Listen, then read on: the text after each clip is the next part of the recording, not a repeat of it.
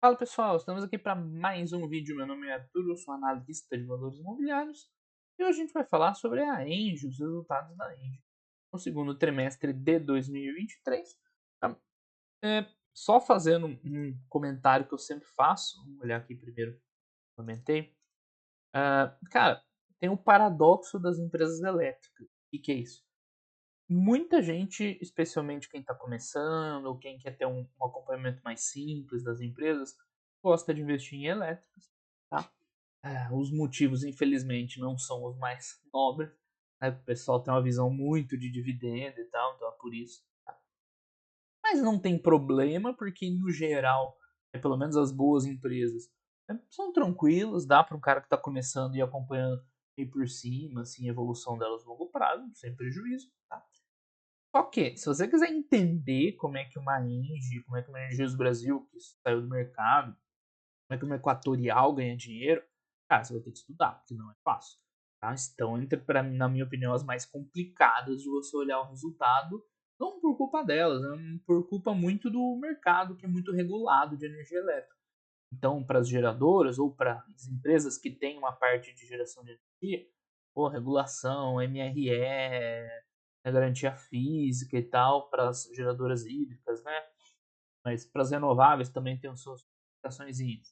Para a transmissão, tem que entender o que é RAP, o que é receita de construção, o que é atualização da RAP, porque do resultado regulatório e não do IFRS. E para as distribuidoras tem as suas questões também, as métricas de avaliação, de desempenho, os cálculos, reajuste, revisão tarifária. Para uma elétrica que tem tudo, né, que tem geração, transmissão e distribuição, você tem que entender tudo para entender ela, né, porque cada pedacinho vai ser diferente. Então, as elétricas estão entre as empresas mais difíceis de entender da bolsa, né? Sem a menor dúvida, tá? E o paradoxo das elétricas, que eu comecei falando no vídeo, é que justamente são as que atraem mais, né, investidores iniciantes, quem está aprendendo. Então, assim, tem solução isso aí. Passa por aqueles vídeos, aquelas lives que a gente fez lá no começo de julho, sobre estratégia de investimento. Então, se você ou ainda não consegue entender e tal, ou não quer se aprofundar, para ter esse tipo de empresa, você tem que investir do jeito que eu falei lá, né, com as estratégias mais simples. E senão, esquece. Tem a menor chance. Você só dar uma olhada e tentar entender um pedaço, porque que é muito comum. O cara bate o olho no release e fala, isso aqui que veio ruim, né? Esse item que caiu. Só que aí o cara tenta procurar o que quer dizer aquele item. Só que está no meio de um conjunto de outras coisas, de outras regulações, de outros termos técnicos. Então dificilmente a pessoa vê de fato entender o que está acontecendo, buscando pontualmente só o que está dando problema. A pessoa tem que entender tudo, não tem outro jeito. Aí você entende o geral, você consegue saber o que está vindo ruim, se isso é preocupante, se não é, esse tipo de coisa. Okay? Então, assim, vou passar aqui a Engie. Vou mostrar, ó, para quem quer analisar de um jeito mais simples, você vai olhar isso aqui, mostrar lá ao longo do release. Mas não tem como, né, analisar o resultado da empresa sem entrar nesses termos. Então, para quem está começando, vai achar talvez o vídeo um pouco complicado, tá? Mas eu vou destacar, ó, essa parte aqui você presta atenção. Essa parte é o que você precisa saber. Para quem quer analisar de verdade, que é o que eu estou fazendo aqui, não tem outro jeito. Tem que ir atrás e aprender, né? Então, enfim, fica esse disclaimer aí antes da gente começar. Mas dito tudo isso, né, a Engie é uma empresa bem redonda, né, uma empresa super tranquila, precisa ter longo prazo, uma gestão muito boa. Ela, na verdade, foi um dos principais, né, atores, uma mudança de paradigma das elétricas no Brasil. Então, quando eu comecei a investir, ó, contando a história, né, antigamente, cara, os perfis em geral das elétricas no Brasil eram extremamente passivos. A empresa tinha as concessões lá, tudo que entrava de dinheiro, distribuía como dividendo e acabou, não fazia nada. Né? Qual que é o problema? Né? Viveram como reis durante uns anos, mas um dia a conta chega. Então você vai ver uma AES Brasil, ficou anos se aproveitando lá do contrato com a Eletropaulo, hoje está com dificuldade, porque precisou fazer investimento de 30 anos que ela não fez em 5. E aí a conta não fecha, o resultado financeiro pesa, esse tipo de coisa. A Engie, então, Tractabel e a Equatorial foram as empresas que tiveram essa visão lá atrás. Depois entrou a Energias do Brasil no nosso mercado também, com essa mesma nível de gestão. Hoje estão aparecendo outras empresas que estão trilhando esse caminho. Uma gestão mais inteligente, um pouco mais ativa, já fazendo mais investimento logo de cara, distribuindo esses investimentos melhor ao longo do tempo das concessões, logo elas acabavam não precisando ficar tão endividadas, o resultado ia crescendo, mesmo que modestamente, mas ia crescendo recorrentemente. Essas empresas foram gerando valor no longo prazo, tá? Então, a Tractabel, hoje em Engie, é um grande exemplo, Equatorial, outro exemplo, do Brasil, não é à toa que são as melhores elétricas até hoje, tá? Então, o problema da Engie aqui, vocês vão ver, tem muito ajuste no resultado dela. Então, mesmo olhando aqui, dá para você ir vendo que a receita tá indo e tal, mas tem muita coisa ajustada aqui. Eu vou tentar falar de algumas, pelo menos, no vídeo hoje. Então, meio que esse resultado dá para você ir vendo, a grosso modo, a evolução, mas ele não mostra, né, todo o que a empresa está entregando, tá? Então, esse que é o maior problema. Você olha aqui, enfim, não consegue ter uma noção da qualidade da Engie. Olhando pelos números, não parece nada tão espetacular, né? A receita está nos últimos 4, 5 anos. Ah, você cresceu muito, EBITDA também, lucro até evoluiu, né? Uma dívida deu uma aumentada aqui, né? Depois ficou, mas tá ok. Geração de caixa meio irregular. Então, você não consegue bater o olho no quadro aqui e enxergar toda essa qualidade que eu tô falando da Indy, né? Esse que é o maior problema, ela é difícil de analisar. Não é tão... Então, vamos ao balanço e espero aí que vocês aproveitem. Todo mundo aproveite, né? Tá começando, quem não tá, quem já entende, já viu muitos vídeos. Ah, e outra, tá? Isso tudo que eu tô falando, que precisa aprender isso, aquilo, tem vídeo no canal falando de tudo isso, tá? Então tem um vídeo só sobre geradores, um só sobre transmissoras, nas empresas de distribuição, nos vídeos, né, anteriores lá, eu explico um negócio de distribuição. Então, tá aí o material, é só se esforçar para assistir e tentar entender, tá? Bueno, tá aqui a Engie, tem uma linha de transmissão da Gralha Azul, que é lá no sul do país. Eles finalmente venderam todos os ativos de geração térmica, né? Termoelétrica. Bom, tem de biomassa ainda, diferente. Então hoje a Engie é 100% renovável, claro, contando que as hidrelétricas são renováveis também. Então eles já tinham vendido lá aquele outro projeto que eles tinham lá da Termo e agora venderam o Pampa Sul, né, que é de carvão. Termo também é termo, né, mas era termo de gás. Então os destaques do trimestre, ó, já começa de cara com não recorrente, 243 milhões aí de uma extensão, então ajustar. Vocês vão ver lá que o resultado ajustado não está totalmente ajustado, tá? Então você olha, uau, veio 58% acima. Não, tá em mesmas bases. O resultado desse trimestre foi bem parecido com o do ano passado. Teve uma grande evolução, tá? Aqui a gente já explica lá. Tem principalmente o resultado financeiro, tá? Que melhorou bastante. Enfim, mas o resultado da Engine veio mais ou menos igual ao do ano passado, tá? Então, o EBITDA ajustado, ele está quase totalmente ajustado, mas não é a métrica que vocês vão acompanhar, não é a métrica definitiva. Tem mais ajuste para fazer em cima do ajustado. A receita, preço médio dos contratos, quantidade de energia vendida, aqui a venda, né, de Pampa Sul, acabou, então agora a empresa só tem energia limpa. Esse ponto aqui trouxe muita polêmica no trimestre. Eles fecharam ali um contrato, teve um leilão grande de transmissão, para quem não acompanhou. Tá? E eles arremataram um lote pagando caro, né? Ou melhor, aceitando receber uma RAP baixa. Já falei disso aí nas lives anteriores, só acompanhar, né? Então, assim, bom. Não foi também, não é o que vai atrapalhar a Engie, né? Prejudicar a Engie. Provavelmente, pelo que a gente infere, a empresa dá uma resposta padrão lá. Perguntar, até no call, perguntar. Ela dá uma resposta padrão, normal. Né? Mas o que a gente depende de outras comunicações e tal da empresa e tal, é que, tipo assim, eles têm uma divisão inteira para trabalhar com transmissão lá. Né? Então tem que manter ela girando ali, tem que manter as equipes mobilizadas. Foi muito ruim para a empresa. Vai lá, contrata, faz um projeto de transmissão e aí, tipo, terminou, mas a gente não quer contratar os novos, e fica parado, não vai ficar, vai desmobilizar, vai mandar o pessoal embora, para depois recontratar se precisar. Então, para ela, quando ela pesou tudo isso, falou, não, melhor a gente pegar um lote aí que não vai gerar muito valor, mas também não vamos perder dinheiro, né? E vamos crescendo, mantenha a, a divisão aí funcionando, é uma receita garantida aí, pode, né, dar mais estabilidade para a empresa no futuro e tudo mais, né? Não foi assim um gerador de valor. Mas está entrando aos poucos a geração eólica em funcionamento, bacana. Vamos ver agora os itens políticos. Eles mudaram, né, o modelo do eu achei que ficou bem melhor desse trimestre, tá bem mais organizado, bem mais lógico. Era um release, além de tudo, meio difícil, né? Uso. Agora eu achei que ficou bem bonitinho. Então aqui a gente tem a DRE, aqui vai dar para ver bem o ajustado do ajustado. Começa lá com a receita em queda, mas não se preocupe com isso. Aí vem um EBIT um pouquinho melhor, um EBIT da flat, aí começa, né? Primeiro, EBIT da ajustado. Por que que tá ajustado? 2. Lucro líquido, imposto de renda, financeiro, depreciação, aí tá tirando não recorrentes e impairment, já ajuda bastante.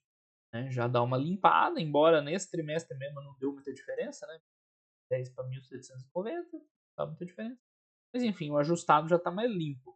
Agora, a métrica, agora atenção, tá? Quem aí acompanha, né, a empresa mais por cima, não quer entender ou ainda não está em condições de entender, é esse o ponto que vocês vão acompanhar daí sempre, tá? É isso aqui, EBITDA ajustado por efeitos de transmissão. Por quê? Além desses ajustes aqui do EBITDA, eles ainda estão, né, ajustando a questão do IFRS e regulatório, tá? Então, para quem assistiu os vídeos lá de transmissora, né, eu explico o porquê que você não acompanha o resultado pelo IFRS, que você acompanha pelo relatório, dentre outras coisas lá no meio, tá? Então, se quiser entender, vai ter que assistir lá, né, e dar uma estudada. Então, a métrica para Engie é essa, tá? Por quê? Tem que estudar lá para ver. Mas quem não quiser, acredita em mim, tá? E nessa métrica aqui, a gente viu um crescimento de 10% ano contra ano. Então, no final das contas, ajustes para lá e para cá, o resultado é esse. Só não ficou claro para mim se aqui já está contando o impairment, porque tem um gráfico que deixou em dúvida, tá? Pela tabelinha lá da DRE, parece que já está na conta o impairment impairment não, o não recorrente lá da renovação. Mas, caramba, a gente vai chegar lá. Aí eu falo para vocês de novo. Então, assim, se já tiver tudo certinho na conta, o que pela essa tabela parece que tá, o resultado 10% melhor que o ano passado. Então, quem acompanha por cima, viu, satisfeito, cresceu 10%, bora, vou para casa. Né? Basicamente isso. Acompanha o endividamento para ver se está tudo nos trinks. Tá? Melhorou o resultado, endividamento sob controle. Tem muito mais o que ver. Ok? Enfim, mas a gente está fazendo a análise completa aqui, então vai lá, EBIT, lucro líquido ajustado. Esse lucro líquido ajustado, pelo que eu entendo aqui também, não está ajustado por esses efeitos de transmissão. Tá? Então ele é ajustado, mas não é o lucro real, vamos dizer assim. Complica um pouquinho ainda mais. Tá? Dívida líquida ficou mais ou menos flat, na verdade, diminuiu. O que tem? Valor ajustado, ganho de operação de renda, beleza. Produção de energia, empregados e tudo. Então vamos ver lá item por item. Então, teve uma modernização de uma usina hidrelétrica. Essa Santo Agostinho está entrando aos poucos em operação, né? Então, já entrou em operação comercial, um gerador, vai agregando o resultado da empresa, nota de crédito melhorando, distribuição de dividendos. Depois, ó, dividendo, vamos já resolver isso aqui logo de uma vez.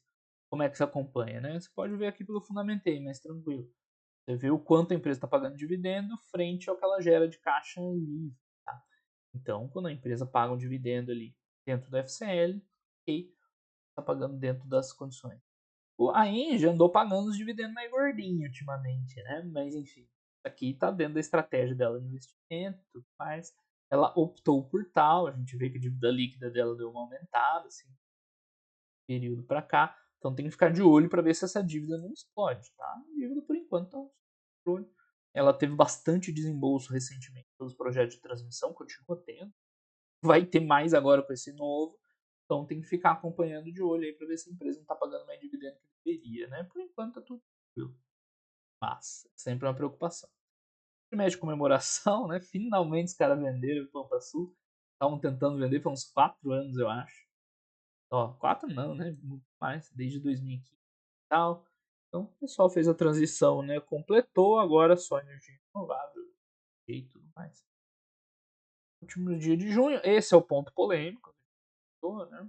1.000 quilômetros de linha, uma concessão grande, mas Eles até falam, ó, ao longo do certame participamos de disputas acirradas em que demonstramos nossa competitividade com disciplina, mantendo foco na capacidade de entrega e tudo mais. Ou seja, né, não fizemos loucuras, só uma loucurinha, né, mas não saímos comprando um monte de coisa e depois ia dar BO. Né, basicamente é isso que eles estão falando.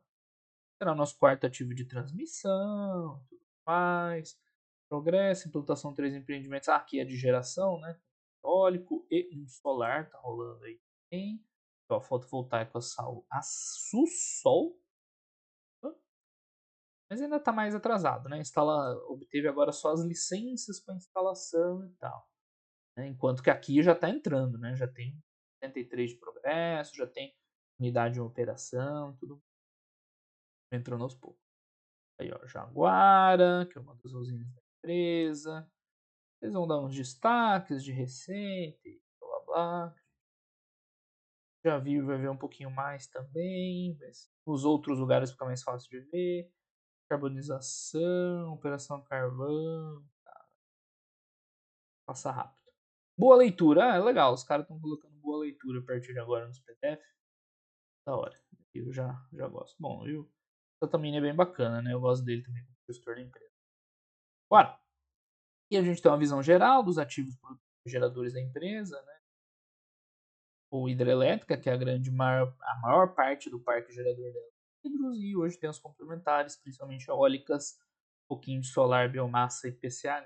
Tá? Uma coisa importante, você sempre vai avaliar a empresa, por isso aqui, ó, é a energia assegurada, com a participação da companhia, né, em energia assegurada, não em capacidade instalada, tá? Isso aqui é importante. Desculpa, tá atrás da minha câmera.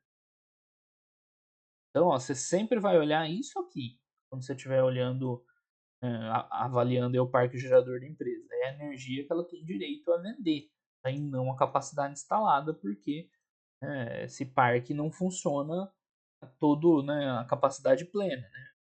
A hidrelétrica tem a questão lá do despacho centralizado, e solar e eólica, não preciso nem falar, não tem sol o dia inteiro, nem vento o dia inteiro. Tá? Então você sempre olha energia segurada, não capacidade instalada para fazer as avaliações. Importante.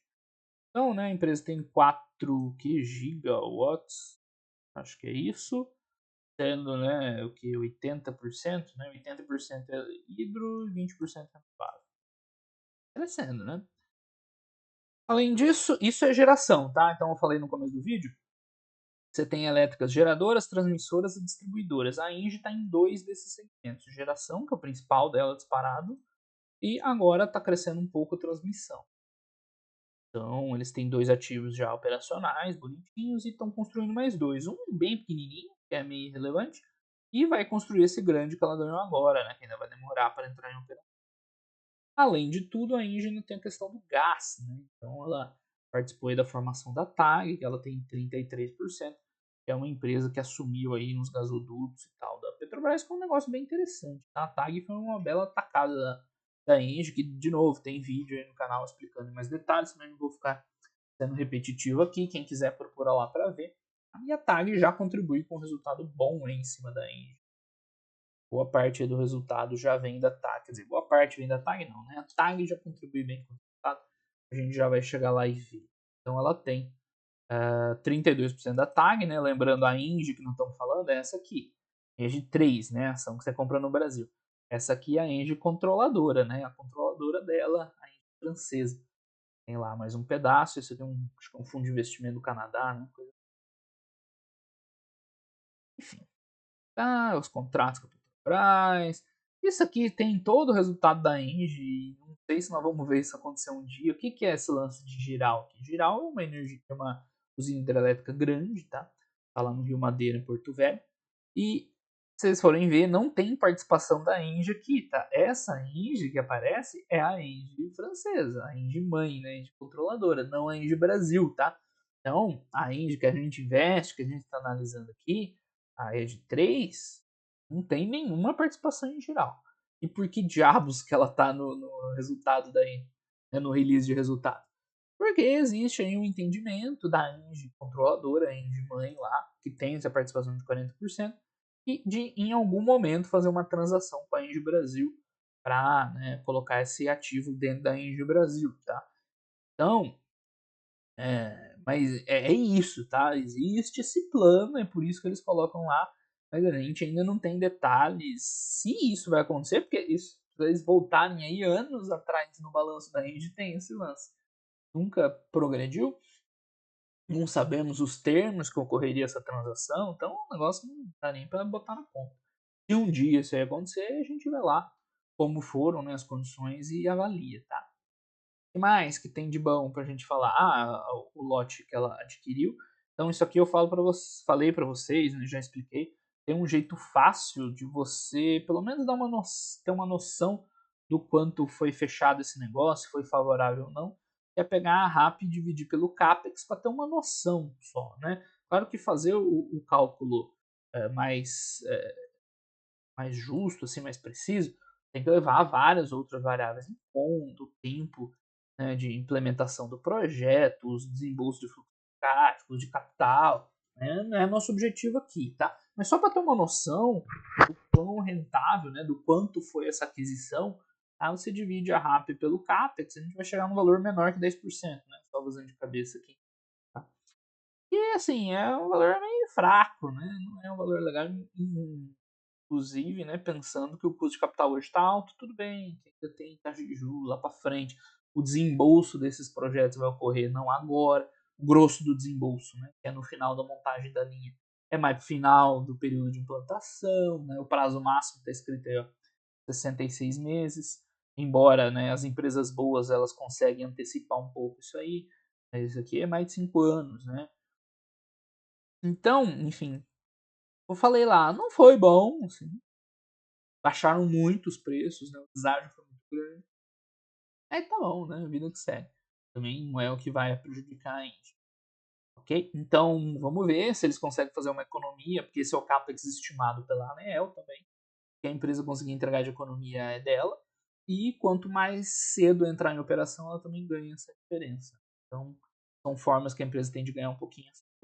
E vamos ver se entra uma trajetória de queda de taxa de juros, está todo mundo esperando.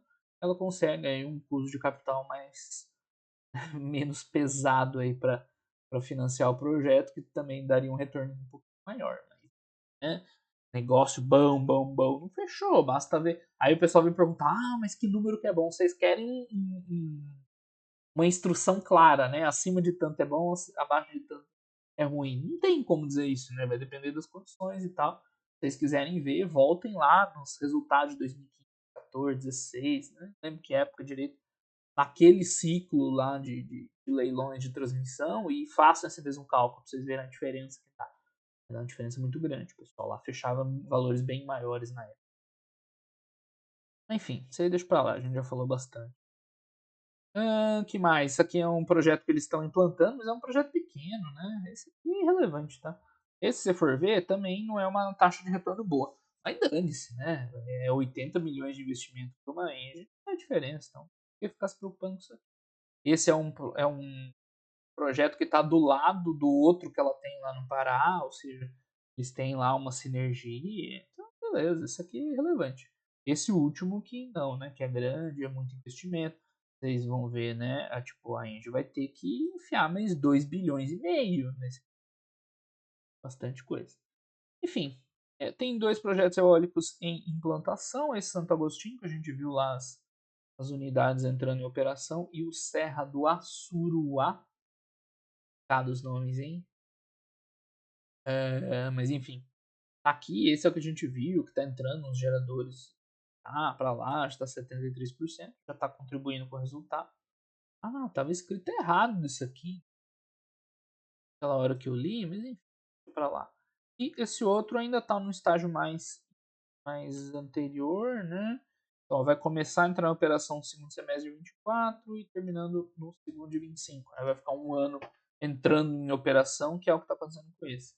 Então, né, ela já tem um crescimentinho desse entrando e a partir da metade do ano que vem vai entrar mais desse outro. Tem um projeto fotovoltaico, de energia solar. Esse está mais para frente. Cadê?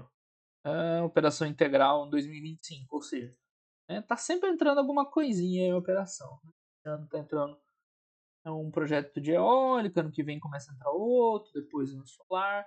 Então, um crescimento assim, programado para o futuro próximo. Além desses projetos aqui no pipeline, todos eles em estágios bem anteriores, iniciais, né? Ou mesmo estão na gaveta da empresa aí. Na hora que ela decidir desenvolver, ela manda bala, você vê. Aqui, ó, é capacidade instalada, tá? Não é assegurada. Então, é um valor menor que isso aqui, mas tem projetos ali na gaveta para ela mandar bala. Assim que ela sentir, né, que tá na hora, que tá pronta, né, que tem dinheiro para tocar. Se ela tivesse dinheiro sobrando, tocava, acelerava essa implantação, né, desses projetos tudo. Que mais? Então tem aqui, né, projeto. E não tem nem leilão, tá desenvolvendo os projetos. Bom, vamos ver o desempenho finalmente. Disponibilidade não é um problema das situações. Era uma coisa que se analisava nas térmicas, né? Fazia diferença para as térmicas, mas agora que ela não tem mais, é relevante para todo mundo. Lembrando, né? Linha de transmissão tem uma disponibilidade altíssima, né? Tá ótimo isso aqui e tem que ser assim. E das usinas é 90%, né? Dando aí uma manutenção, uma coisa assim. Disponibilidade alta. Tá? A produção de energia, isso aqui não é muito intuitivo, né? Mas a produção de energia não é muito importante. É engraçado, né? Pô, o que a empresa faz? Produz energia. Ah, então vamos ver o quanto ela produziu de energia. Não é tão relevante, mas por quê? Porque tem toda a questão regulatória e tal, então o mercado de energia não é assim, quem produz mais ganha mais, tem um mecanismo de compensação, né? Tem a garantia física, tem o despacho centralizado da ANS. Então, de novo, né, tem tudo isso explicado em outros vídeos aí no canal, quem quiser ver. Mas aqui, enfim, né, só para dar uma olhada, ver se está tudo certo e tal. Então, essas variações aqui, tá, pessoal? Não é relevante. Tá até escrito aqui, ó. Cumpre destacar que o montante de geração não resulta necessariamente em alteração própria, eles estão explicando. O balanço da Engie é bem bonitinho, tá? O release ele é bem escrito, bem explicado. Uma boa também para quem quer aprender mais. Só que, né, provavelmente vocês vão precisar de fontes externas, né? Então, simples assim. E tem a questão da tag. Cara, a tag é a mais fácil de todas para olhar. Por quê? Como ela é uma empresa à parte, né, uma controlada da Engie, ela não é consolidada no balanço da Engie, só entra o resultado numa linha lá embaixo e acabou. Então a tag é de boa, só olha o quanto que tá entrando dentro da Engie e boa. Óbvio, né? Eles dão aqui uns indicadores de como é que tá lá, gastos, contratos, mas enfim, basicamente para a Engie é só o que entra de equivalência patrimonial e acabou. Tá? Eles ainda têm um braço de trading, hoje todas as elétricas têm, né? Porque com a flexibilização aí das regras de negociação de energia, faz sentido para eles lá ter um departamento, vamos dizer assim, negociando contratos de energia, né, comprando e vendendo, para alinhar os interesses da parte geradora quando necessário, né, quando ela precisa cobrir um déficit, alguma coisa assim, ou vender um excedente. E no dia a dia não é tão relevante assim. Tá lá também, né, negociando. Mas isso existe principalmente para cobrir um eventual problema lá na parte de geração, tá? Precisa dar uma administrada aí no teu portfólio de energia, quando você vai conseguir gerar e o quanto você comercializou, tá? Então não é algo assim, é importante de uma maneira complementar, mas não é core para a empresa. E tem as vendas, o quanto ela vendeu, né, para cada exercício futuro. Então já está vendendo energia para 2028, claro, né? Para 2023 já está quase tudo vendido. Aí para os outros anos menos, né? Porque ela vai vendendo aos poucos. Não vende tudo de uma vez. Para ter flexibilidade. Vamos lá, vamos ver os números. Então, a gente já tinha visto uma DRE lá centralizada. Aqui eles começaram a dar essa visão. Que é bem legal, né? Por segmento de negócio. Então, a gente vê que geração de longe é o mais interessante. Na transmissão, aqui o negócio complica, tá? Porque transmissão, além da questão do IFRS regulatório, como ela está construindo algumas linhas, ela ainda tem questão de receita e despesa de construção, que eu também falei em outros vídeos, tá? Então, esse resultado contábil de transmissão, esquece, tá? É o caos na Terra e não tem como você analisar isso aí corretamente, esse tipo de resultado. É um caos. Por isso que a gente olha aquele EBITDA ajustado para os efeitos de transmissão. Então aqui o que eu recomendo é ignore isso aqui. Ignora totalmente. Receita de construção, teve o reajuste dos ativos regulatórios, por isso que deu alto. Esquece. Né? O de geração dá mais ou menos para olhar, mas aqui também tem corrente, tem impairment, né? Então não está ajustado isso aqui. Tá? O gás, esse pode olhar, tá? O gás não tem segredo. Então olha só, tá entrando 200 milhões na Engie, esse é fácil. Ano passado 160, então a TAG, à medida que ela vai desalavancando, né, que os contratos vão sendo reajustados, evoluindo, ela vai contribuindo mais com o resultado da Engie, das outras controladoras. Então, com essa confusão toda aí, com os impairments, sem tirar o não recorrente lá, é pouco útil, né? O quadrinho. Então aqui tem um pouco mais de detalhe, que vem e tal. Mais ou menos o mesmo problema, né? Isso aqui não nos diz muito, a transmissão está todo contaminada, né? Porque os maiores lançamentos, a remuneração de ativos, quer dizer, maiores não, né? Toda a maneira IFRS de computar tem remuneração de ativo e receita de construção, esquece. Tá? O trade de energia não tem muito o que falar também, é acessório. A parte da TAG que é de boa. O que mais tem de bom? Então teve uma quedinha na receita, mas lembrando, né, aqui tem um recorrente para lá, para cá, ajuste, depende da situação hidrológica do ano. Né, vocês vão ver que os custos diminuíram muito da Engie também. Então a receita ter caído não é um problema. Tá? É mais que compensado por outras coisas. Então você vê aqui, né, a queda na receita, tá fora de escala. Porra, a Engie pelo menos, né, tem que dar os parabéns para a empresa. Coloca essas barrinhas aqui para mostrar que tá fora de escala, né? Tá cheio de empresa fazendo isso, induzindo aí, né, e não avisando, né? Dá uma certa indução ao erro, né? Aqui tá tudo bonitinho. Né? Essa queda aqui de transmissão ignora, esquece e para lá. Preço de venda não tem muita alteração, assim, no curto prazo. Eu lembro quando eu comecei a olhar a elétrica, era uns 170, 180 reais. Isso anos atrás. Hoje está 220. Grandes variações. Volume de venda também não. Ela vende bastante para consumidor livre, que é legal. Dá uma flexibilidade, dá mais trabalho, né? Mas dá uma certa flexibilidade, tudo mais, além de distribuidora e comercializadoras. As tradings, enfim, teve aqui uns não recorrentes, né? Que a gente visto, de geração de ativo financeiro. Os custos eles reduziram, tá? Do ano para o outro. Principalmente custo variável. E aqui, compra de energia caiu também. Mas teve custo variável das térmicas que caíram, né? Então, olhar só aquela queda na receita lá também não quer dizer grande coisa, né? Ó, o quanto caiu o custo, né? Operacional, o custo de geração. Foi reflexo do que? Geração em venda, custo de segmento de transmissão. Uma explicação geral, aqui estão os detalhes. Gestão de portfólio, teve um PLD elevado. Mais, ó, combustível para geração, né? Então, isso aqui influencia quando você tem geração térmica. Porque geração térmica tem um custo de combustível, né? A eólica, venta sem parar de graça, o sol tá todo dia lá também, as hídricas, né, o rio quando não tá seco, tá lá fluindo, mas, né, uma térmica a gás a carvão, você tem que comprar o gás de carvão, né, por isso que tava bastante variação.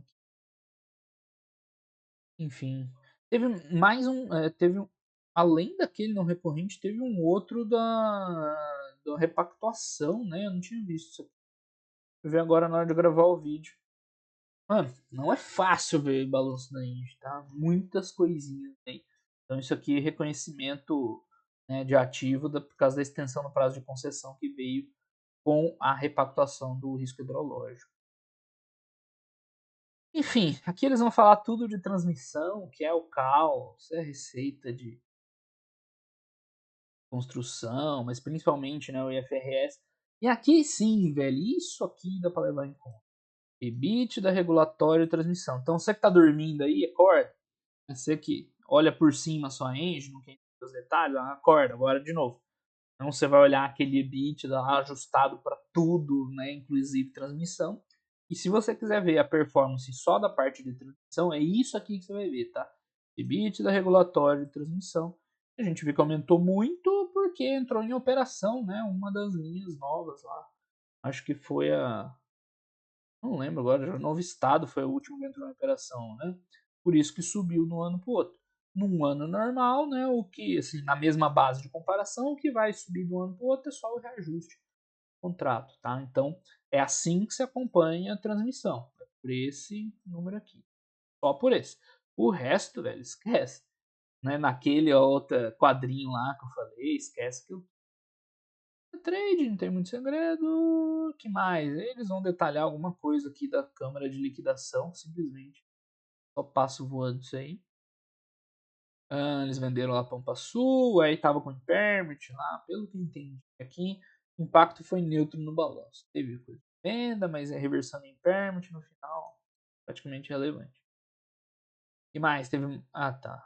Teve mais impairment aqui, mais pequeno. Então, olha o tanto de coisa, né, não recorrente ou que você tem que ajustar. Tem toda a parte de transmissão, né, da variação dos ativos regulatórios e mais receita de comissão, né, trazer para o EBITDA regulatório. Em geração, teve reconhecimento de prazo de extensão, teve outros reconhecimentos lá contábeis, teve impairment, né, tem mudança lá da base de comparação, compra de energia. Então é muita coisinha pra ajustar. Enfim, a tag é tranquilo, velho. Tag é só alegria. Então esse é o lucro da tag inteira, lembra? A Engie só tem 30%. Para tudo isso entra só 208 no balanço, mas só entra esse limpo, né? Então, ó, a tag tem 700 de receita, lucro bruto 500 e pouco, né? Margem bem alta, tem quase despesa, né? Mas tem resultado financeiro, porque a tag foi quase um leverage buyout. O que é um leverage buyout? É quando uma empresa, você vai comprar uma empresa, ela custa, sei lá, 1 bilhão. Aí, ao invés de você pegar 1 bilhão teu lá e pagar, você toma 1 bilhão de dívida e estrutura essa dívida dentro da empresa que você comprou. Então, teoricamente, você compra de graça, vamos dizer assim. Né? Porque o dinheiro usado para você comprar, você toma de dívida e enfia dentro da empresa, né? da subsidiária, não dentro da subempresa. Entendeu? Então, qual que é o ponto negativo? Óbvio, é um ponto negativo, né? Senão todo mundo faria isso. Essa empresa recém montada que você fez, essa subsidiária recém-montada, mano, tá com uma dívida violenta. Então tem que ser. Isso aí geralmente só acontece com negócios muito geradores de caixa. Você gera muito caixa e tem previsibilidade para que a própria subsidiária ali gere caixa, vá desalavancando e tal, né, e essa empresa aos poucos, né, se estruture e cresça. Mas quando isso dá certo, sempre é um negócio, porque você meio que enfiou a empresa de graça, né, dentro da tua estrutura. No começo, a TAG, por exemplo, até dava prejuízo, não era? Não lembro agora, porque o resultado financeiro era pior do que o operacional. Aí, com o tempo, vai gerando caixa, vai acomodando, né, vai desalavancando, aí sobra lucro, igual isso aí. Ela reconhece por equivalência patrimonial e o dinheiro dela sobe via dividendos para tá? Então, quando ela distribui dividendo, aí entra o dinheiro no caixa da Engie. Tá? Então, parece complicado, mas é simples. Mais simples de todos para acompanhar. Blá, blá, blá, blá, blá, blá, blá. Aí aqui tem um balanço patrimonial. Ah, tá, é o da TAG, né? Então uma coisa que você pode acompanhar, assim, eu quero acompanhar, ver se a TAG tá ok. Dá uma olhadinha aqui, né, para ver se esse impacto financeiro tá aos poucos reduzindo, né, se tá sobrando dinheiro e tudo mais. E eles abrem aqui o balanço patrimonial se você quiser acompanhar a dívida, né, a evolução do endividamento. Você vê, né, os caras têm dívida, mano, porque olha só. Tem 4 bi de dívida aqui, 13 bi de dívida aqui. Então imagina se isso estivesse dentro do balanço da Engie, né? Ia ficar um valor assim, né, gigantesco. Tá lá estruturado dentro da tag e acompanhar essa evolução, tá? Enfim, de novo, velho, EBITDA ajustado, com transmissão, esquece toda essa parte de transmissão. Tá, aqui tá limpo, o geração tem os seus efeitos e tal, né? Sei lá. Na verdade, eles estão ajustando isso aqui, né? Impairment, alienação e tal. Mas tem outras coisas que não estão ajustadas aqui. O EBITDA que conta é aquele que eu mostrei pra vocês lá atrás. Até. Tá. E aqui vai ter um EBITDA. Aqui, ó. Esse, ó. EBITDA ajustado para efeito de transmissão. Esse é o que conta. Tá? Essa evolução aqui de 10%. Aqui sim, aquele gráfico que eu procurei lá atrás, era esse aqui, tá? Essa é a visão EBITDA da empresa ajustado para lá e para cá, para cima e para baixo. Tá, é isso aqui. Então, o que a gente quer comparar? Quer comparar esse EBITDA do segundo trimestre do ano passado, ajustado à transmissão, com esse, tá? Isso aqui. Aqui que eu fiquei na dúvida, porque eu acho que isso. Lembra da tabela lá em cima?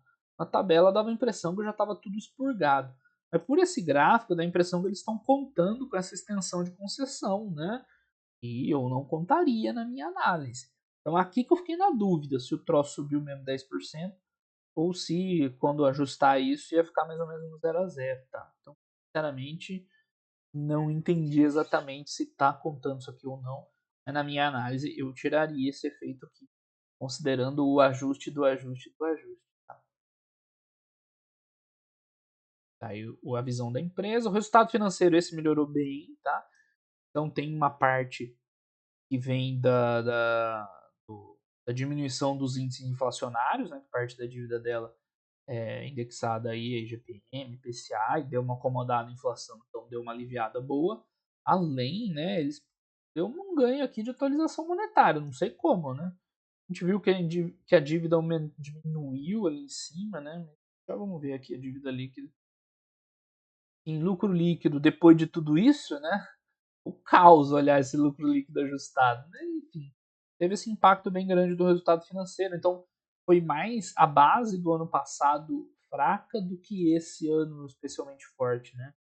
Vamos dizer desse jeito assim. Mas enfim, tá lá, lucrando que ela tem que lucrar. E aqui a gente vê a evolução do endividamento. Tá mais ou menos flat a dívida, só que teve uma aumentação do caixa. Né? Então, o caixa aumentou do ano passado para cá, do ano passado, não, primeiro tri para cá, por isso que o endividamento sobre o EBITDA, a dívida líquida reduziu. Então, enfim, em relação ao ano passado, que era o que estava na tabela, tinha reduzido um pouco também, né? Tava 16 bi, se eu não estiver enganado, e reduziu para 13. Então, essa redução na dívida, mais aqueles índices de inflação lá, melhoraram bastante o resultado financeiro. E no final das contas, com coisa para mais, coisa para menos, o que mais impactou o lucro líquido mesmo do trimestre foi um resultado financeiro melhor. E, de novo, eu estou repetindo isso todo o vídeo. Com uma tendência que a gente observa, uma trajetória de queda na taxa de juros daqui em diante, esperado, né, que dê uma aliviada boa no resultado financeiro dela daqui para frente, né? Vamos ver o que ela vai fazer, se ela vai continuar desalavancando, se ela vai parar ali nesse 2x, né, se vai distribuir mais dividendo para equilibrar, enfim. Vamos ver o que a gente vai fazer, pode fazer aquisições, tá? Um livro em aberto aí para o que a empresa vai fazer, mas no momento a dinâmica de caixa é legal, tá reduzindo o endividamento, gerando caixa lá bonitinho, tá? Tem projeto já no pipeline, né? Tem esses projetos no pipeline. Vamos ver isso aí. Mas no momento é favorável. Você viu muito da dívida dela indexada ao IPCA. Faz sentido, né? Porque boa parte dos contratos, a receita dela também são indexados em índices inflacionários. O cronograma é bem espalhado. Para sempre, 2047 também. Então, zero preocupação quanto a isso. Investimentos é o que a gente estava falando. Eles estão investindo bastante. Vários projetos. Né? Pô, transmissão grande. Tem projeto de geração também importante. No Açuruá, né? Outros menores ali também. Tá. Então, é por isso que a gente viu lá na Rio, que a gente tem uma visão melhor, né? Que ela andou aí uns anos distribuindo um pouco mais de dividendos do que ela gerava de caixa. Uma ou outra vez, assim, não tem problema, tá? Sem explodir o endividamento aqui, tá tranquilo. Você não pode virar só uma prática recorrente para agradar acionista. Tá de olho. Mas a princípio os investimentos sob tranquilo, né? Tudo cabe dentro do balanço dela, né? Caixa livre sobrando, dando um dividendinho pra galera, né? Ficar animada. E é isso, o balanço. Você percebeu quanto a gente falou de dividendos na análise? Só agora no final, 5 segundos. Mas é isso, pessoal. Analisar a empresa vai muito além, né, de olhar dividendo. Né? A dividendo é só um finalzinho ali para você ver para onde está indo parar o caixa. Então, né, vocês viram, olhar em detalhes não é fácil. Tá? Um monte de coisinha e tal. Tem que entender o que é toda a regulação de geração hídrica, que é muito importante, de transmissão também.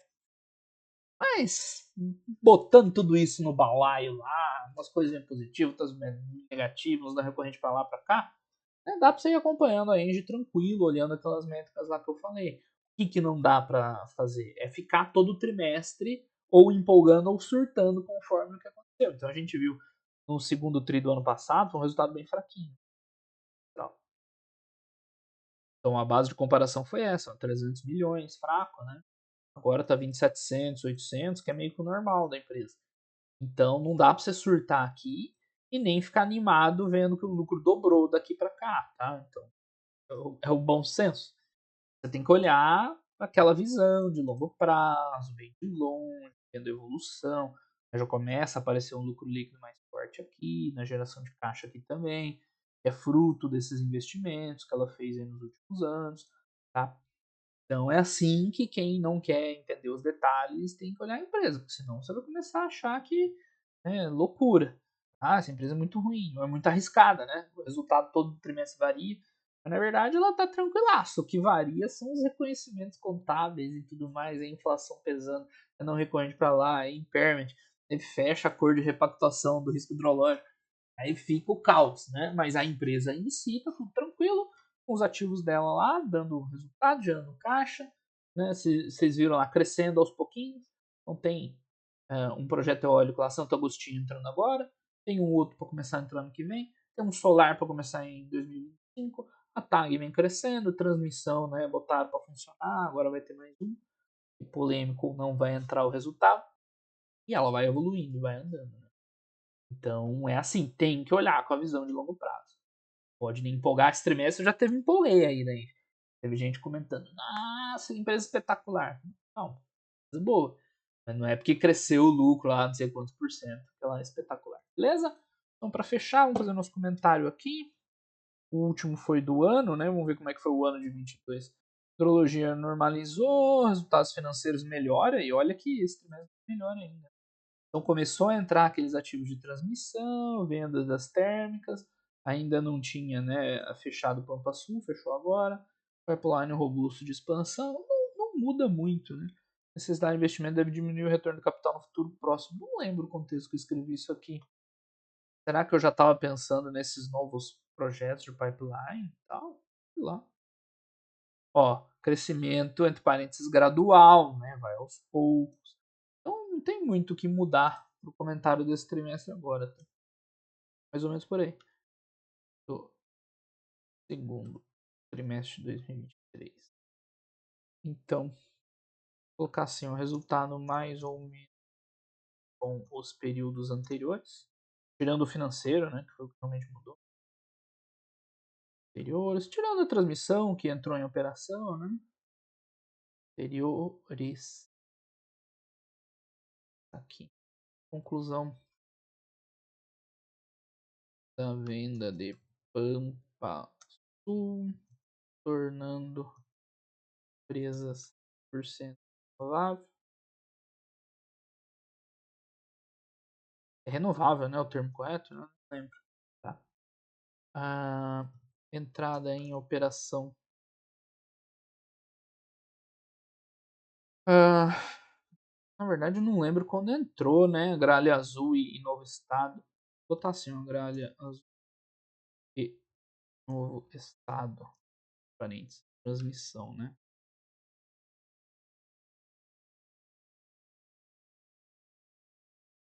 Em operação completa. Bem, em operação completa. E no ano passado eles não estavam, né? Vai assim mesmo. Né? Tag contribuindo cada vez mais o resultado. Leve e o resultado financeiro foi uma redução significativa, né?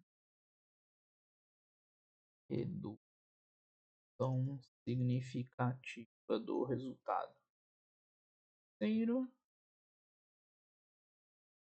Tá bom, né?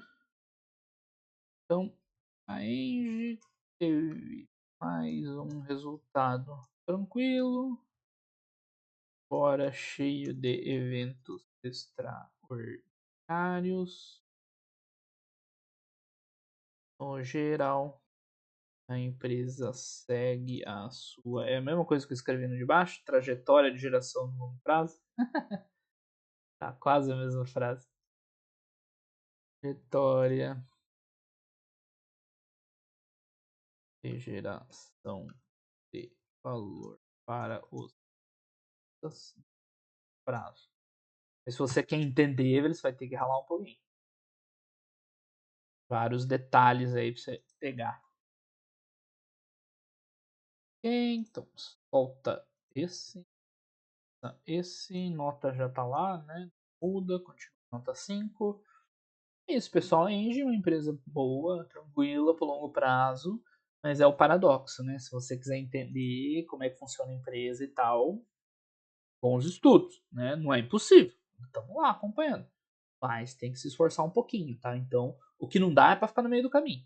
Ou você tem essa visão mais simples e tal, não, tá indo, beleza. Ou você entende, porque você ficar no meio do caminho, tentando entender por que caiu um trimestre, e vai acontecer, tá? Em trimestres daqui para frente, vai acontecer de ver um mais fraco de lucro. Aí o cara vai olhar, não vai entender nada. Então, esse que é o problema, né? É levar a tomar uma decisão ruim por causa disso. E aí, pessoal, então, por hoje é só. Um grande abraço aí para todo mundo e até os próximos vídeos. Valeu!